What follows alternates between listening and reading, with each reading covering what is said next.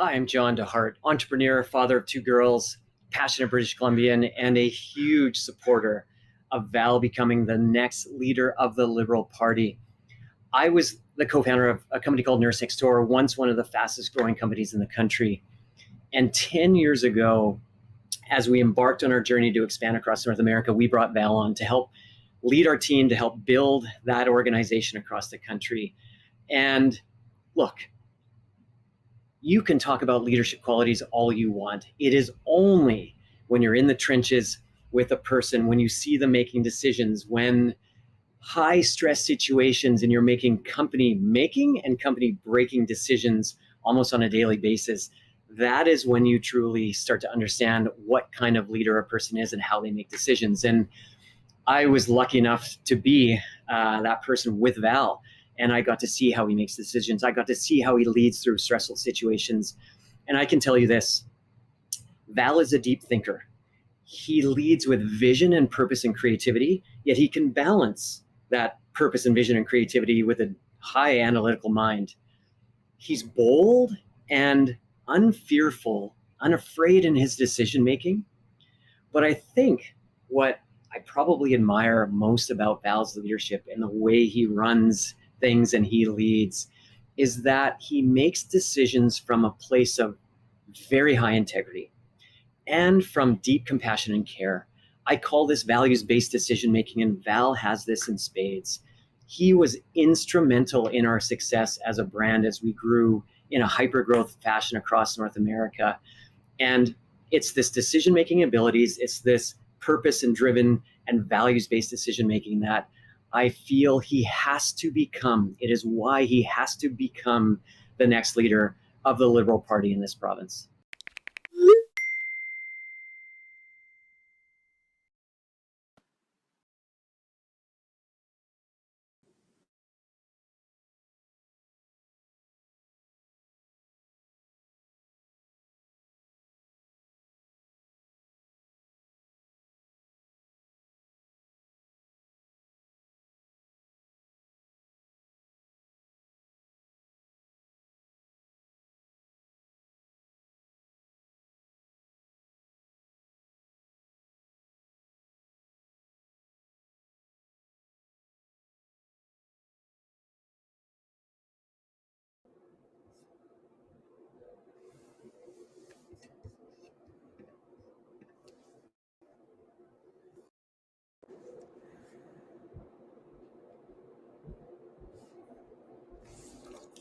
Hi, my name is Ravi. I'm one of the co-founders of Bombay Brow Bar.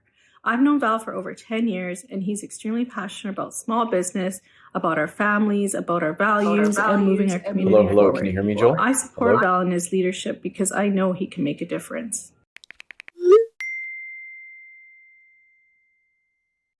Yeah, there's no link. Your mom. I can't. I'm not getting audio.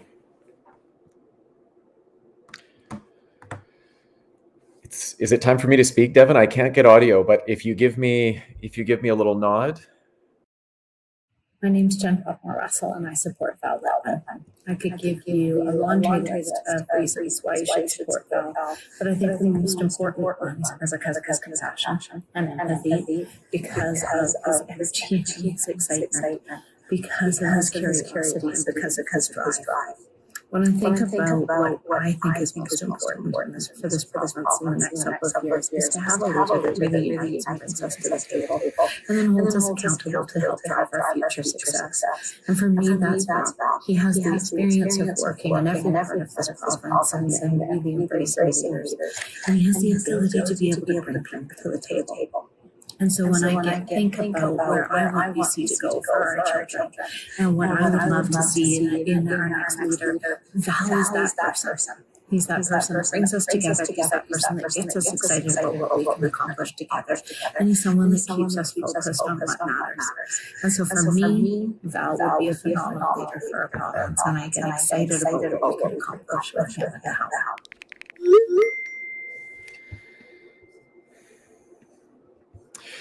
Well, thank you so much to everyone who's joined tonight. And I'm so sorry, the modern COVID age we live in, we're still apparently 2 years in, still adjusting to technology and volume and audio, but I couldn't hear Devin there for a little bit. So I hope you can at least hear me out there. It's awesome to be with you tonight. And obviously, my gosh, after almost a year, here we are at the finish line. So it's exciting to be doing this provincial town hall with all of you who have been tuning into this race now for almost a year. But look, let me offer a couple of opening comments tonight, and I can't wait to get into your questions as we go deep into this town hall. But the BC Liberal Party has a political problem, and we have a brand problem. But there's a solution. Let me start with the political problem.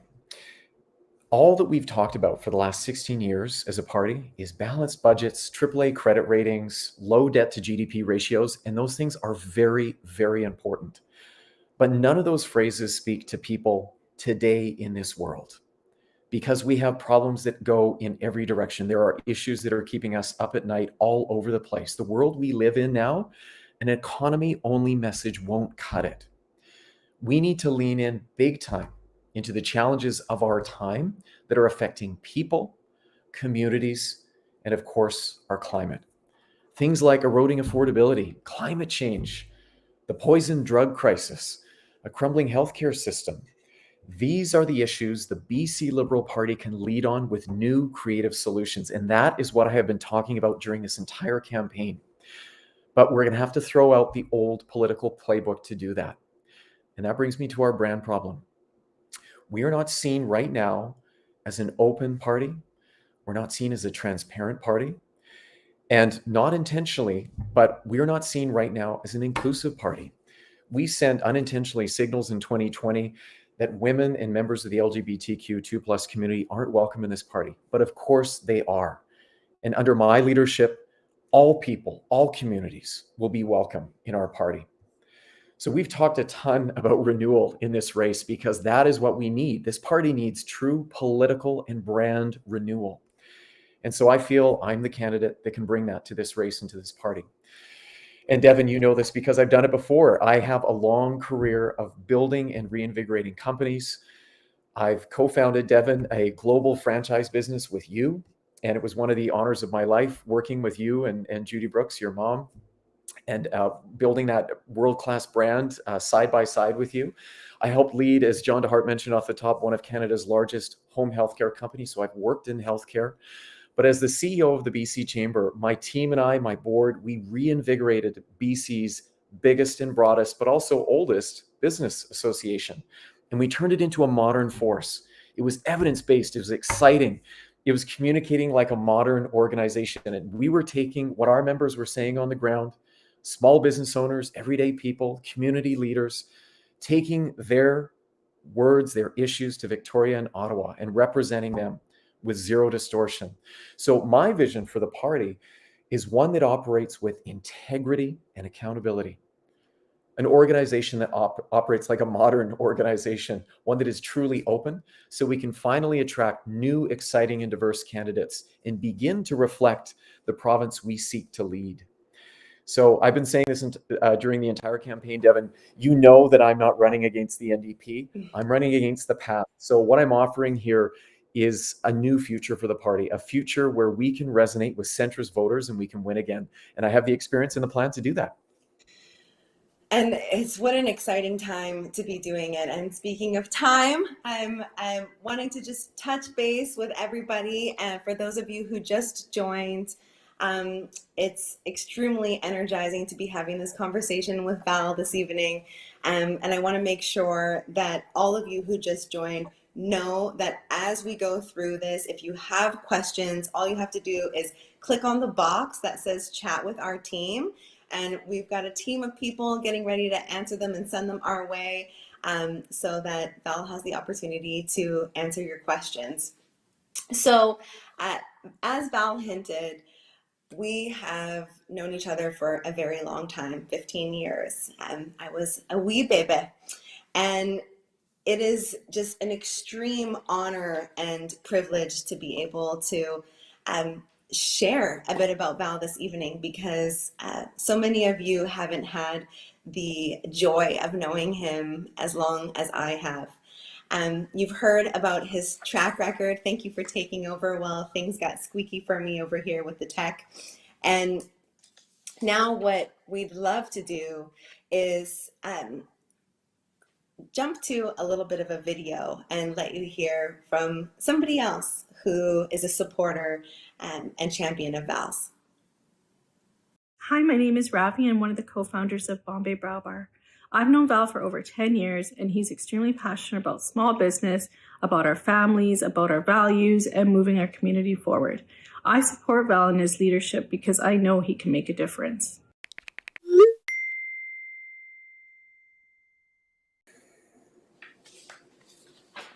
All right, we're back. So as you've heard, over the past decade, Val has shown true inclusive leadership and razor sharp operational and financial savvy in the private sector. He was VP of operations for the healthcare provider Nurse Next Door, and later shaped policy as CEO of the province's largest business association, the BC Chamber of Commerce, supporting over 36,000 businesses across a broad spectrum of national and provincial levels. As head of this enormous business network, he advocated for companies of all sizes, ranging from BC's biggest ports to small coastal fishing villages to golf and ski resorts and copper mines and co-ops. The list goes on.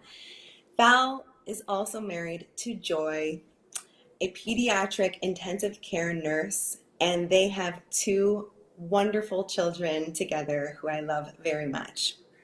And now that you know a little bit more about Val, Val, would you like to jump in and give a few more opening remarks before we take some questions?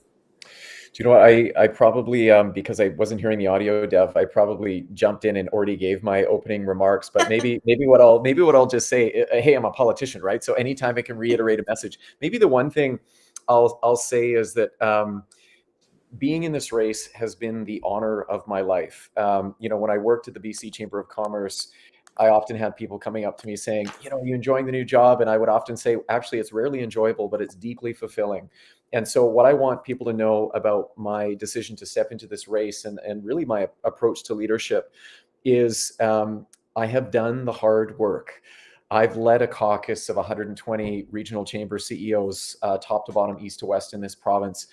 I've done countless interviews on the CBC defending our resource sector and speaking out on issues that maybe aren't making it into the mainstream. And frankly, traveling the province, listening to people on the ground and representing them. So I know what it takes to do this job. I've done the work. I've been in politics for the last 10 years, but now I'm putting my hand up very proudly as a partisan to be the next leader of this BC Liberal Party. So Devin, if we've got some questions, it is a town hall. I'm ready to go. I'd love to talk with people and find out what people's questions are. Let's do that. I know we've got some coming in. Let me head over where questions are being dropped in. While I'm waiting for them to come through over here on my trusty iPhone, what I want to share, Val, is just what an exciting time it is for somebody with your experience to be putting their name in the hat for this position and to be taking this repertoire of skills that you've developed as an entrepreneur and leader across so many sectors and now applying it to community at really the broadest form at this really exciting time. So, Val, what is your plan for winning Vancouver Island? For winning Vancouver Island? What a great question. Well, I'll tell you what, it helps if you're from Vancouver Island, like me. Listen, this for me, I grew up on the island, so I happen to know very well it is an NDP hotbed. We used to have seats on the island as the BC Liberal Party, not a lot, but I know we can get those back, and I think we can actually make much bigger progress on the island. But the reason I mention it has been historically an NDP hotbed is to signal that, look, we too have to become a party that is speaking to a much more broader array of issues. And Devin, I mentioned this in my opening comments. We have been the pro-economy, pro-business party for 16 years. And that is great. And that is still the core DNA of this party. But we now have to expand our reach and embrace new ideas, new people, new candidates, and new directions in terms of what we speak to. Because and frankly, the opportunity open to the BC Liberal Party is we can become Canada's first fiscally responsible, but socially and environmentally conscious party. And some of those issues, the social and environmental side, are issues that I know resonate on Vancouver Island. This party hasn't really talked a whole lot about food security. Vancouver Island imports 90% of its food. We can be a party that mounts a really exciting plan around food security.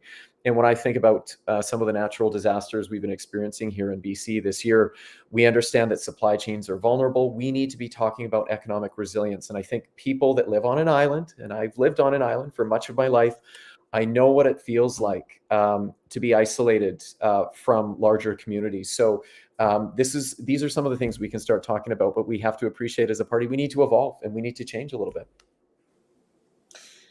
Absolutely. So beautifully put. And you certainly do have the experience of living on the island, being an island boy, and knowing what it means to consider those factors. Another question has come in. How does this party grow with regards to diversity? How are you approaching that?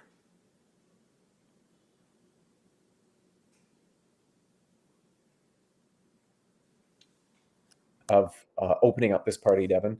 And when I think about our grassroots and our nominations process at the grassroots, look, diversity is driven, I think, from the grassroots. And I was a franchise executive, so I understand that we need to empower the local business unit, which in our case is the riding association, the constituency offices. And I think if we can show people, if we can demonstrate with changed behavior, that anyone can run for this party and will have a fair and equal shot at winning that nomination, we will begin to attract very exciting new candidates. And I've said this in at least one of the debates too, Devin, I will never be that leader that parachutes into a riding and anoints my chosen one, because I don't believe in that. These riding associations are run and supported by smart, intelligent, hardworking people, and they know who should represent them at the community level. So that's a big part of it. But I also think we need leadership. We need leaders to stand up and speak out when we see discriminatory behavior. And I also think we could be a party that might have a very exciting conversation around co-funding equity-seeking candidates, because we know statistically women, for example, Devin, you would know all this data given the work that you've done. Women start behind when it comes to raising money for their business. It's no different in politics. And so if we want to see more women in the party, that is maybe something we need to talk about. Do we need to start co-funding equity-seeking candidates so we can begin to reflect the province we seek to lead? Oh, absolutely. I mean, 100% I relate to that. As a technology CEO and founder, women get the bottom few percent of all venture capital available, but actually produce more than 50% of the businesses that are getting pitched to venture. So there is just so much opportunity there for diversity and inclusion. But what stands out to me when I think of you in this position and in this opportunity, it's that you're not ideating about what you're going to do that you've never done. You're actually pulling from years and years of experience, decades of experience of prioritizing diversity before it had an acronym, frankly. And that's, I think, one of the most exciting things for me as a woman and mother of two. Well, Devin, here's the other thing, and I know we want to move on to the next question, but a more diverse party will be a better party. Yeah. We will tackle and address issues with better ideas. We will lean into some of our most complex problems with more creative solutions. The data says, look at nature, a more diverse ecosystem is a healthier ecosystem. So that's my vision for this party. And I get so excited when I think about the opportunity. 61% of the population in BC now being under the age of 40. We have a huge opportunity to reinvigorate this party, but we do need a leader who's built those organizations that have that diversity. So thank you for that question. I love that question. That's going to be probably my favorite of the evening already. What are your plans for dealing with the opioid crisis in this both short-term and the long term. So what are the short term and long term plans for dealing with the opioid crisis? Yeah, great. So this is a big question on the minds of a lot of people, because the poison drug crisis now it's touched everyone, right? I mean, it's maybe touched you personally through your family, your friend network, or someone. What troubles me, Devin, is that we've been in a state of emergency when it comes to the opioid crisis for 6 years now. And so what I think this is symptomatic of is that we have been having our addiction and mental health conversations on the periphery of healthcare.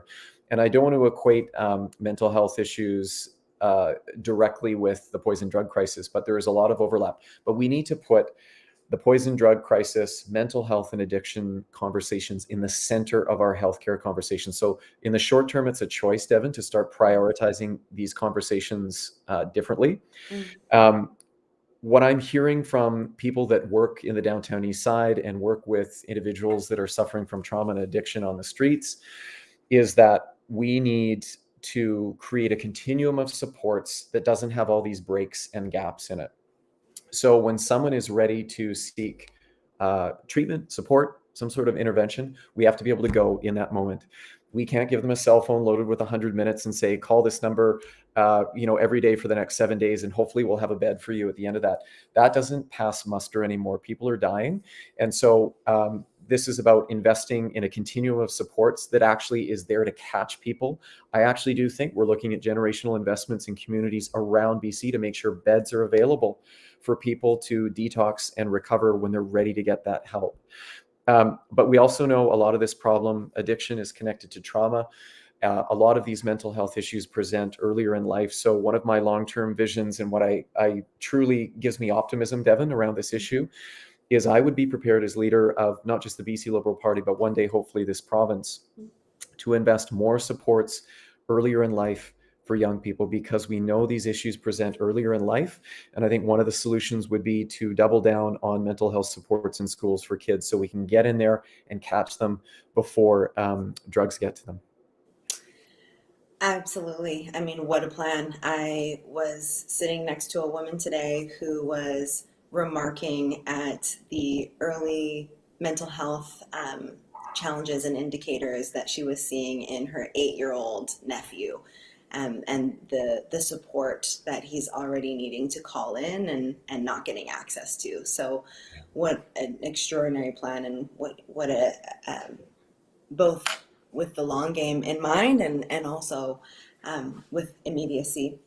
For those of you who've just joined, I'm Devin, CEO and founder of Sphere, and Val's former business partner in Blow Dry Bar, and have the great pleasure of moderating this special town hall with Val Litwin, the candidate of the BC Liberal Party leadership. As I mentioned earlier, if you have questions for him, and I know you do for sure, because they are rolling in. For those of you who didn't hear us before, all you have to do is go to your screen and click on the box that says to throw your question in, and the team will grab them and send them to us to share them with Val. I love this one from Mark. Val, what is your philosophy on leveraging technology and data within BC to drive innovation for citizens? Yeah, I love this. I love this question, Devin. So when I was the CEO of the BC Chamber of Commerce, one thing my team and my board and I made a huge investment in was data, because we understood as a traditional business association, we couldn't do our work just based on anecdote anymore and stories. I heard this, I heard that. I mean, that's important. We have to tell stories. But we're in an age now where evidence needs to guide our decision making. So we built a platform called bcmindreader.com, which was a cloud-based insight community, which is really just a fancy term for saying we found a way to digitally gather our village, which was 36,000 people around this province, and be in real-time conversation with them around the issues that were hanging them up at the local level, and take that intelligence into Victoria and Ottawa. So all this to say, I'm a huge fan of using technology and data to do better work. Now, what's the opportunity for the party? Well, I think, honestly, we can be creating a similar system to be in permanent and ongoing conversation with our membership. And I think we'll be a more responsive party. I think we'll be a better listening party if we do that. But I have been talking a lot about at the provincial level about a real innovative agenda for BC, because innovation drives productivity, productivity drives wages, and we are going to become a more innovative province if we run headfirst, full tilt into a digital future. So I see the opportunity to, for example, create incentives for business to invest in technology that makes them more productive and more evidence-based and driven. I think it makes them more competitive. Like I said, it makes them more profitable. So I'm ready to use every tool in the kit to make sure BC becomes a modern marketplace that can compete with the world, that attracts international investment, and where we're doing things best in class in every category. I really do think data and technology has a big part to play. And of course, in our backyard now, we are leaders in technology in some of this stuff, right, Devin? So we've proven we can lead. Now it's time for government to adopt that technology and that mindset, Right. and lead for the province. But that's just the thing, isn't it? Is when you look out at, you know, what we've seen historically in terms of leadership, it's never people with a track record of understanding, having implemented, having seen innovation, technology innovation, and data really deployed in a meaningful way to drive culture, to drive community.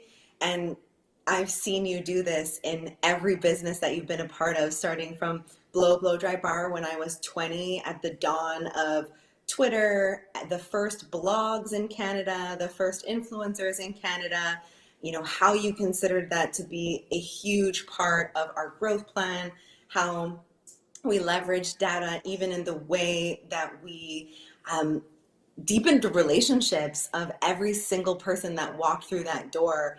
I saw how you were thinking about that then. I saw how you thought about it at Nurse Next Door, at the Chambers. So absolutely, I mean, what an exciting opportunity, and to have somebody like you step in with years of business experience and entrepreneurial experience deploying technology for the sole purpose of driving community and culture. I just don't know if it gets better than that. Thanks. Val, the North Island members really appreciate your one-on-one time to address some of the pressing issues facing the resource-based economy. Can you share a little bit of your vision for igniting the traditional North Island industries, such as forestry, fishing, and mining? Such a good question. So yeah, a bit about your vision for forestry, fishing, and mining, and how we ignite and support those industries and the resource-based economy. Yeah, no, I love that question too. And shout out to Port McNeill and Port Hardy and all the folks that were in that forum that we had a couple of weeks ago. It was great to chat with you. You know, it's so interesting, Devin, when we think about our primary sectors, our resource-based sectors like forestry, fishing, mining, oil and gas extraction, we often talk about the revenue benefit, and the revenue benefit is huge to the province. We could not make the investments we could make historically, nor the ones that we hope to make tomorrow without these sectors. So we talk about the economic opportunity, but we rarely talk about how those sectors are connected to identity of the people in those communities. So for me, BC's future identity is still very much tied to those sectors. Now, we are in an age where we have to become more competitive, more efficient at what we do. I've been talking about our innovative agenda that I've been spreading around BC. And on the vision front, let me just give you a story here, Devin, that I think ties it all together, and what I think will be an awesome opportunity for the resource sectors moving forward. I think BC should stand now on the world stage for better climate. And I don't just mean better climate performance, I mean better business climate. Now, in BC, we do resource extraction better than anyone else on planet Earth because of our hydroelectric advantage. And not just that, we just have really smart people. We have great technology. We have world-class processes doing that. And so I think that needs to be a part of our story, because the world now is saying, we want low carbon goods. So what jurisdiction is doing it cleaner, better, more safely, more efficiently than anyone else? That's British Columbia. BC stands for Better Climate. We are producing the low carbon products the world needs. The UN, United Nations, just told us, the EU rather, European Union, just told us they're putting up their high carbon tariff barriers. If you are hoping to sell into Europe in the future, you must have a low carbon product. That's us. And I think we tied into a story, especially for young people that are thinking and worried about our climate performance. We tied into that climate performance and how we are going to do these sectors responsibly. We're going to grow them responsibly as we achieve our climate targets as well. And my commitment, Devin, I'll wrap it up here, is to sell that brand to the world. And I am a salesman and I know brand. And we are going to take this to the global community and talk about how we're doing it better here in BC. And I think we can open up new markets and new opportunities and grow these sectors. Thank you so much for that, Val. I think that touched on all of the points of that question. We have a few more coming in, and then I have some questions of my own for you, as usual. So Val, prior to your time at the BC Chamber, what were the 2 to 3 most important things you experienced or did while running the Whistler Chamber of Commerce? How did you deploy those tourist dollars and support livelihood? Yeah, great. So, I mean, we always talk about Whistler as a beautiful destination to go and visit, but we rarely talk about it as an economic driver. That little town of about 11,000 people drives 1/3 of the tourism spend in BC, which is incredible. So, it's a town that knows what it's about. It's a world-class town in terms of delivering that great visitor economy product to people, but it has a lot of pieces involved in that you know, as the CEO of the Whistler Chamber at the time, I had to stay on top of. I mean, we had a labor issue in Whistler. So I spent a ton of time in Ottawa advocating at the federal level with the support of the province in many cases, talking about how we need immigration streams that support keeping businesses open. And, you know, this is an issue that businesses, small businesses especially, are experiencing all over the province, Devin. So I know the labor crunch is affecting a lot of people right now. And they're wondering maybe even in some cases how they keep their door open. So a big part of our strategy in Whistler was to have a very aggressive, proactive, evidence-based push in Ottawa constantly around, Ottawa, what are you doing for us to make sure we can be a world-class ski destination?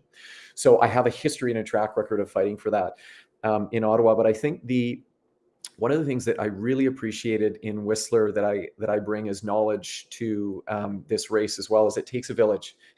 It took the village of Whistler all working in concert to produce that world-class experience. And I am a team player. I am a collaborator. And Whistler taught me a lot about working with the resort partners, going to Ottawa, doing the great work and getting the great wins we got there, but for also how to create an inclusive community that is all marching in a direction toward a common vision as well. And I know I'm going to take those learnings to the finish line here when hopefully we win this race. The one piece I'll add at the end there, Devin, because I did hear that was a tourism question in particular. The visitor economy in BC is a massive opportunity for us, and it drives me nuts that people say, well, it's low paying jobs, gosh, you know, we need to be pursuing more of the tech sector. Well, we don't need an either or conversation. We're going to grow the tech sector. We're going to grow resources, and I will grow the tourism sector because it is the largest employer of youth in BC. It pays above a living wage. And some of the most exciting infinite growth sectors we have here in BC are associated with the tourism economy. And holy smokes, it is such an exciting emerging opportunity for Indigenous communities. Some of the tourism product that Indigenous communities are putting out there right now, some of their experiences are the most profound and outstanding in the world. So I want to grow that sector. And I think it helps work with our brand in the global marketplace. Oh my gosh. And to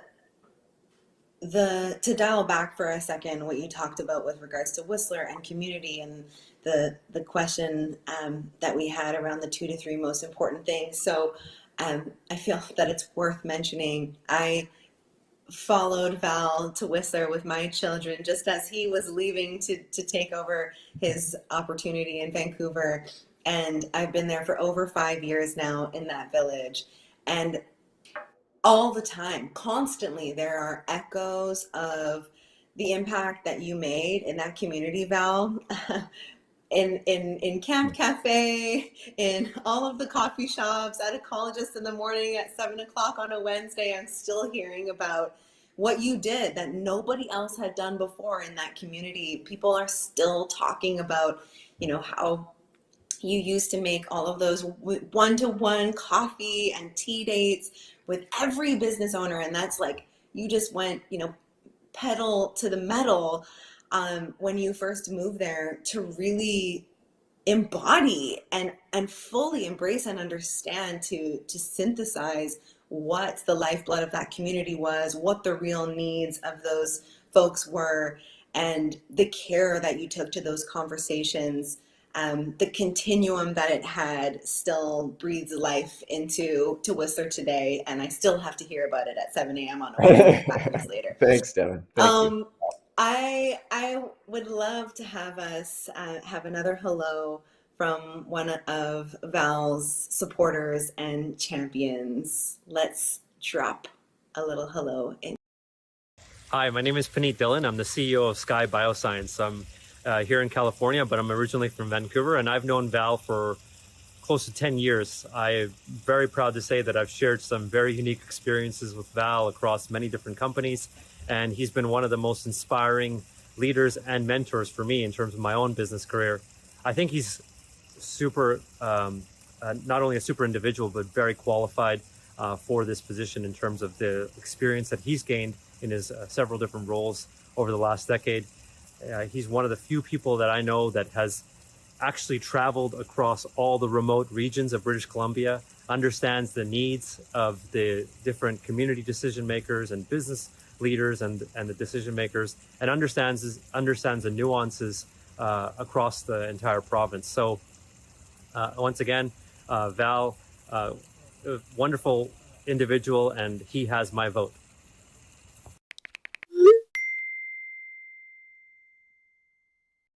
Hi, my name is Puneet, so nice. I love Puneet. I miss him. Haven't seen him in a while. I mean, all kind, all true. There's a few more questions before I get to mine. I'm actually going to reverse some of these, just given what we were talking about last. Travis asks, Val, this is clearly one of the most divisive times in recent history. There are so many politicians that are using anger and division to their advantage. Can you speak to your strategy to unite versus divide further? How are you going to take this approach? How do you affect change? How do you use communication and strategy so that the outcome is different? Yeah, that's the question of our age right now. I mean, one of the things, Devin, that really does keep me up at night is how is our civil society doing? And I do see the division and the polarized rhetoric being responsible for the widening gap between people. But we also do need leaders, of course, to stand up and speak their values, and that's also something I've done. But when it comes to how we bring, let's just say, this province and this party back together, well, I think we need to be honest, and we need to speak from, as John DeHart was saying off the top, from a core value-driven place. And my pitch and my vision to the party in the province is, look, I don't need to gaslight over here, over there. I'm going right down the middle. I'm speaking in a modern but pragmatic and measured way because I want to speak to the most people possible. This party is a big tent. It can be a bigger tent because the people I talk to around this province, they just want sensible government. They want someone that manages the books, that's responsible with their money. But you know what? Yes, BC Liberal Party, we would now like to see you make some progress on some of these issues, social issues, the opioid crisis, climate performance. That matters to me. It matters to my kids. And so I see huge opportunity in this province just to be that center track offering for people because, again, the people I've been talking to around the province, Devin, they're so frustrated and confused that they have to park their vote with an environment party, a people party, or a business party. Well, that is not the modern option we need now. And so my vision in terms of how to bring this all together is to be an honest and unabashed and proud middle track party that speaks to all those people, and we can still be competitive. And there is still tons of daylight around the policy issues to perform and win in 2024. But Devin, when I see behavior that I don't think is civil, when I hear hate speech, when I see people discriminating against others based on background or sexual orientation or ethnicity, I speak out. And that has been my style of leadership. So I'm a collaborator. I want to bring people together, but I am also a leader. And I want to create a culture where people know the rules of the road and what I stand for. And what I stand for is integrity, accountability, and transparency. Yeah, you've always had a strong back and an open heart, and I felt and experienced that, and so did Judy. When we were running Blow Dry Bar with you, I can think of a number, unfortunately, of experiences where you had to advocate for us because we were women, because somebody wasn't valuing something that Judy or I said, or a strategy, or that when we weren't in the room, we were being, talked about differently. And I can remember how, to say that it struck a chord with you is not even correct. It was in total conflict with your values. And what I have always loved about you, and what I know everyone else will get to experience, is exactly that: strong back, open heart, values-based decision making, values-based communication, and that you'll never back down from having a hard but necessary conversation. Thanks, Devin. Nigel says, "Hey Val, we are in dire straits with our BC healthcare system. So if you lead the BC Liberal Party, what would be your first steps towards providing more family doctors?" Great. And you said that was Nigel, Devin? Mm-hmm. Nigel, thanks for that question. So, off the top, maybe you joined a little bit late, but I used to be in healthcare. I led one of Canada's largest home healthcare companies. My wife is a nurse. My partner, Joy, she is a pediatric intensive care nurse at Children's Hospital, on mat leave at the moment. But you can imagine healthcare conversations are pretty lively and ongoing in my house. Our system is crumbling. It is super vulnerable. And I know this because I'm listening to people. I'm listening to doctors as well as patients, but I'm seeing it as a healthcare professional who worked in the sector. I'm seeing the signs. We could do a whole town hall on just healthcare, but let me say this. Now that healthcare makes up 54% of our budgetary spend in this province, we have to have the courage to look at that entire system and be willing to change it. What got us to here won't get us to there.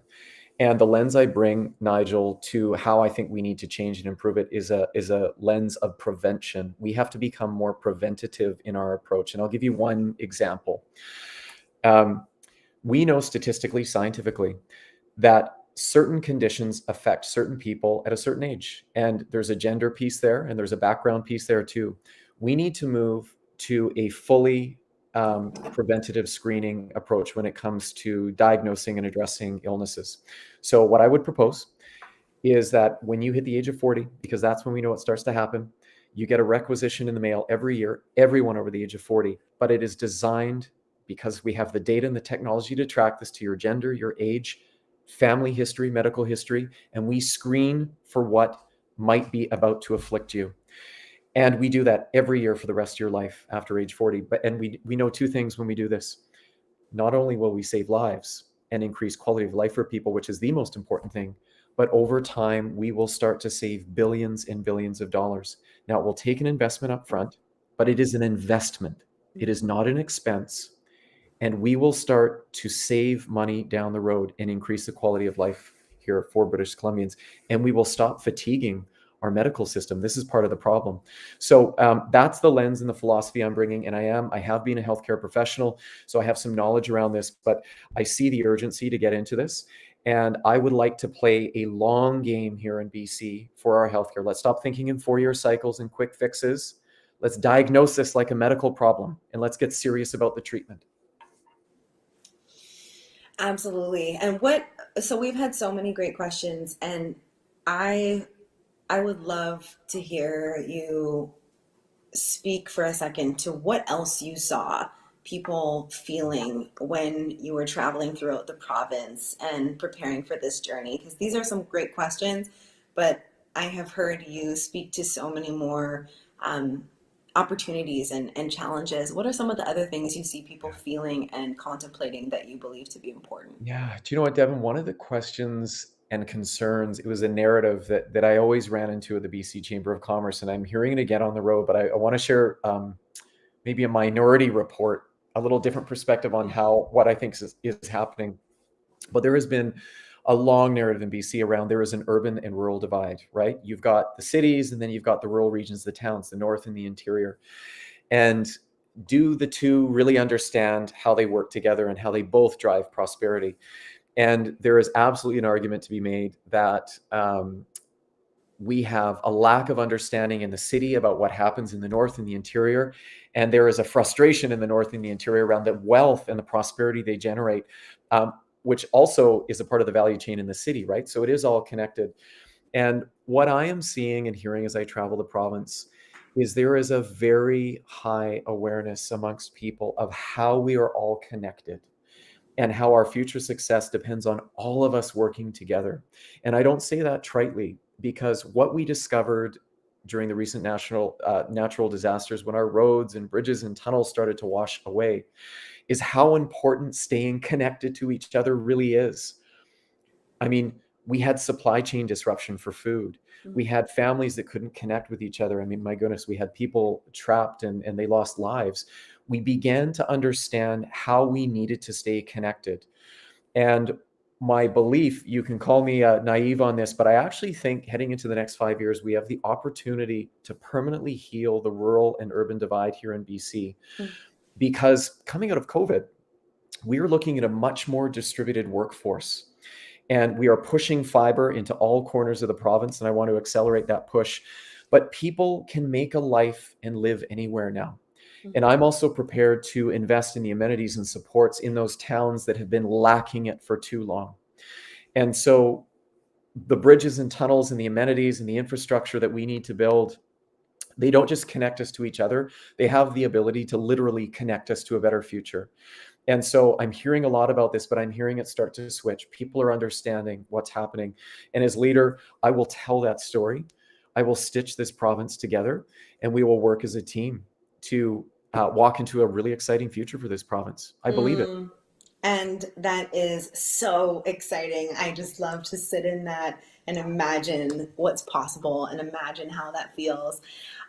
While you were traveling all over BC, though, I think that you must have had a lot of coffee. And I think we should ask a couple questions of mine so that everybody participating can get to know the guy and the dad. Let's do it. That you are. So some rapid fire fun questions for you.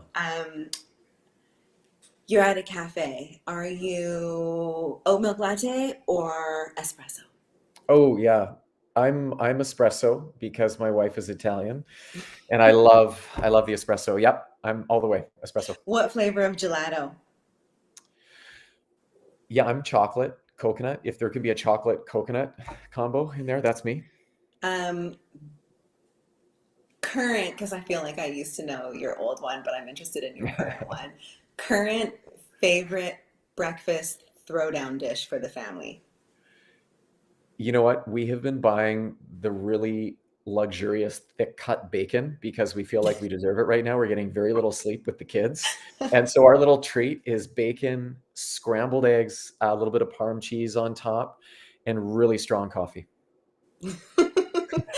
You used to make that dish for us, do you remember? For Judy and I, and every once in a while, every couple of months, we'd bring it over, and it was like, so imagine this, everyone, a massive casserole dish with like cornflakes and eggs. What else did it have in it? Yeah. That was a wife saver. That's like the holiday treat, but you're right. If I could eat that every morning, that would be the dish of choice. So night or morning? Oh, I'm a morning person. I love the night, but I just can't handle it anymore. I need a good sleep, and I'm sharp in the morning. Um, Funniest family member, and and tell us a little bit about your bro and mom and dad.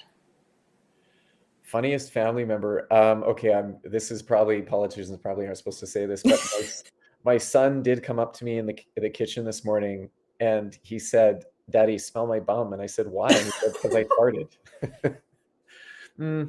No, guy, I'm not going to smell your bum, but it did give us a good laugh. So my parents are Michael and Grania. They live in Victoria. My mother was a lifelong journalist at the Times Colonist. My dad was a builder developer in Victoria. They still live in the same home my dad built almost 50 years ago now. Great relationship with my parents. Love going back to the island. My only sibling, my brother, lives in Sydney, Australia. He's a commercial real estate agent. And we're so proud of what he and his family are doing down there. But it is heartbreaking because Mark and Stephanie have 3 beautiful kids. So my only nieces and nephews in the world, except for your kids, Rosen and Clooney, honorary uncle, At all least live in they're not Australia. asking you to smell their bum. Yeah, no, offside, so offside, It's totally off the table. totally offside. Um, Um, but yeah, it's that's the hardest part. But I will say Zoom brings us together. But hopefully they're flying up this summer if COVID allowing, and we'll spend some time with the cousins and the Aussies when they come up. and when you're not cooking that dish for Joy and the kids, and you're not totally tethered in um, to work, what are you doing to ground um, and yeah, really get present with the kids and Joy? What are some of your favorite things to do together? You know what? The number one thing now, especially in this world, is to remember to put down your phone so you can actually be present with your family and especially your kids. Um, we love spending time outdoors. Obviously, my kids are really young right now. My youngest is 1, Carmelo. My oldest is 2.5. Yeah, by the way, when I told that story, it's not like my 16-year-old kid was walking to the kitchen. He's 2.5. Yeah, we should probably, yeah, I should mention create some that. context around that. I should mention that. So yeah, I mean, so we're not, the point being, like, we're not going into the backcountry camping right now. That's something I used to do before kids. I hope to do it again someday, but we spend time in nature. In Port Moody, we walk the beautiful paths along the inlet. We'll head out to Bunsen Lake. Just beautiful outdoor walks, put the phone on silent, get down in the dirt with my kids, have some fun, and be a goofball. And you're a good goofball. Thank you. Appreciate it. So that was super fun, and I don't want to take up all the time because there are a few more questions, and Mhm. I would love to throw down one for you. So Mike asks, what are your thoughts on how to rebuild the tourism sector that has been so heavily impacted by COVID? Yeah, so I mean, this sort of, I guess, thread through to the conversation I was having around my time in Whistler, Devon, and making sure that we are really being sharp and evidence-based in Ottawa to make sure we've got the right immigration streams to support tourism right now. But I do think long-term, we have to make a commitment as a province that this is a sector we want to see grow and thrive and flourish here in BC, because the tourism sector, the visitor economy, as I prefer to refer to it, because it reminds people these are dollars coming in. These are net new dollars into our economy. It has not received the attention and love and respect I think that it deserves, because it is an economic driver. And when I think about what we need in the future, we need more resilient, diversified local economies. And tourism is one of those pieces of the economic pie at the local level almost any community can tap into. So it is a smart economic plan for us in this province. And is it a silver bullet for every community? No, it isn't. But should it be a part of a healthy, diversified portfolio for a community? Absolutely. And so I think our government has a role to play in making sure that's possible. Thank you, Val. I'm actually really looking forward to hearing you talk about this next one. Susanna asks about your tweet today, Val. Yeah. Tell me about why you can't run under Kevin Falcon. Yeah, it's a great question. I'm glad, Devin, this one came up because that was a big tweet for people today. Um, Look, I entered this race. I resigned from my role. I gave up my paycheck, knowing I had 2 young kids at home, with an obsessive mission to renew this party because I love this party. And this party is full of some of the most talented, smart, and committed people I know. And I know that tweet today felt like a bomb for people. It ruffled some feathers for sure. But I have been casting a vision of renewal, true renewal. And for me, Devin, when I look at my young kids and your young kids and some of the problems we're up against, I know that the old playbook isn't going to get us to what comes next. So this is about me standing in a place of integrity and commitment to devote myself to renewal. And so my belief is we can't go back in time. We can't blow the dust off the old political playbook. It's time to open this party. It is time to embrace new ideas and new people and renew, truly renew, politically and from a brand perspective. So that was what that was about. Again, I know for people that was a tough tweet, but I have always spoken my mind. I've always stood in a place of integrity, so people know exactly who I am. I'm not going to campaign from the left or the right and then govern on the opposite side. People know what they're going to get with me, and I have a long track record of that. So that's what it was about. I've given a year of my life. This party has to renew, and that's what I'm committed to. Yeah, and exactly as you said, with the next generation in mind, we know this is what's needed. And so finally, before we get ready to wrap tonight's special town hall, one more question. Beyond Gathering asks Val, what do you think our entrepreneurship ecosystem needs in BC? Well, you know what? There's so many ways I could answer this, but I'll start by saying, because time is short, we need more women entrepreneurs to succeed in BC. So high level, Devin, yes. Can the province create a more business-friendly environment so businesses want to stay, invest, and grow here in BC? Yes, because we don't have that competitive environment here right now.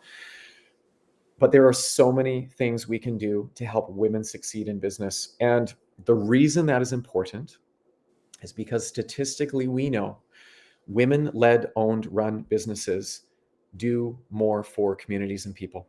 It's just statistically what we know. But women have a much harder time raising money compared to men.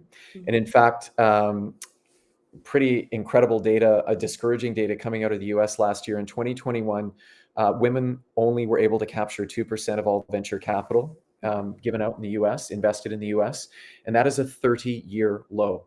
And what we know is that men typically get investment dollars for their ideas, but women only get money when they prove themselves. And so I, as leader of the BC Liberal Party, would commit to creating an ecosystem and environment where we support more women entrepreneurs, because if they succeed, we succeed. So I'm really excited about that. Thank you. Oh, we're Women getting like ready. you, I should say, Devin, who are doing incredible work with your company, Sphere. And for those of you that don't know, sphere.guide, please go look at Devin's business, because what Devin is doing is she has created a digital technology to lift everyone. And it's good for teams, it's good for individuals. But Devin, I am so in awe of the work that you have done in your company and the work you're doing in integrity to lift individuals and support them on their journey in life. So everyone, please go check out sphere.guide, because we didn't pay you to be here tonight, Devin, and I just so appreciate your time. Thank you. It is my great pleasure and honor, and so much of your plan resonates and affects people like me, women like me, parents, to young children. So it's such a pleasure to be here and so exciting. Val, can you please tell people about how to vote? Yeah, gosh. So hopefully all of you by now have received your email from the party. You've registered to vote. I'm going to have to refer people to the email that we're going to send out to everyone because I actually, Devin, I don't know the logistics, but what you should have received, so please check your inbox if you registered, is your code, and you will need that to vote. That is the most important thing. And I know all candidates, and thank goodness they are sending out instructions around this. So there's going to be an avalanche of videos and instructions, but please in your inbox, look for that code. Wonderful. And as a note, this is a ranked ballot, which means you can vote for one or many candidates. And we do encourage you to rank all these candidates and vote for Val as your number one choice.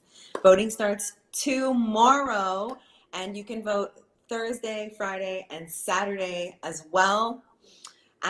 As we wrap, if your questions didn't get answered, or you were so busy following along and you think of some later, please text or call 778-403-7687. That's 778-403-7687. Or email team@vallitwin.ca, and the team will get Val to respond to your question. Thank you for everybody's presence tonight and participation, for the thoughtful, wonderful questions that came in. We're so appreciative. We know as parents to young children what it means to carve out time in your evening for a cause that you care about. And for entrepreneurs and for business people, after you've worked a really hard day, after a really hard 2 years, to carve out that time for something you care about and something that you want to see impacted. So thank you for being here tonight. I hope that we and Val can count on your support this evening. Val, thank you for giving me the honor to share this evening with you as your moderator. Oh my gosh, Devin, thank you so much. This has been a great night, and I know we're at time, so I won't offer any long closing remarks, only to say thank you all for tuning in tonight. I want your number one vote, and I'm just reminding everyone I'm bringing the experience and the opportunity to innovate and modernize this party, because that's been my whole career. So thank you for tuning in tonight. Reach out through the website, vallitwin.ca, if you have more questions, and we'll be talking soon. We'll see you at the finish line. Good night. Good night. I'm Val Litwin, and I'm running to lead the BC Liberal Party into its next chapter. This campaign isn't about slogans, and it's not about a name. It is about redefining what success looks like for British Columbia. You know the world around you has changed. And I'm not just talking about COVID-19. 2021 is not 2011. We need to become the party of 2024. People are demanding the change that will position us for what comes next. But right now, civil society feels a bit fragile. Hyperpartisanship hurts our ability to solve the real problems. Age-old challenges call for wisdom and fresh vision. Under my leadership, the BC Liberals will still be the party that hardwires a hot economy, but we will deliver like never before for all peoples, all communities, in the environment that we depend upon and love. I'm running to lead British Columbia to its full potential. Let's push BC forward. It starts with us. Get involved as we build toward 2024.